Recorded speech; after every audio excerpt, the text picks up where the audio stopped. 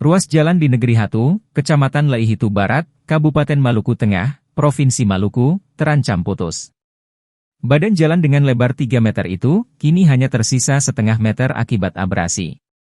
Pantauan tribunambon.com di lokasi, Sabtu, 8 Juni 2024, talut penahan ombak telah hancur. Badan jalan pun amblas dengan ukuran memanjang hingga 6 meter, lebar 2 meter dan kedalaman mencapai 2 meter. Warga setempat telah membuat tanggul alternatif, tetapi tidak mampu menahan hantaman ombak. Jalan tersebut sendiri merupakan jalan utama untuk masuk di kawasan Laihitu Barat, Kabupaten Maluku Tengah.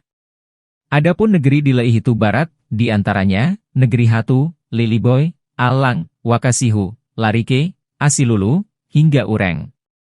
Seorang warga setempat, Yondri Halatu menyampaikan keprihatinannya mengingat jalan tersebut jadi akses utama warga. Yondri juga mengimbau para pengendara untuk berhati-hati saat melintasi area tersebut, terutama pada malam hari, karena gelapnya kawasan itu. Download Tribun X sekarang, menghadirkan lokal menjadi Indonesia.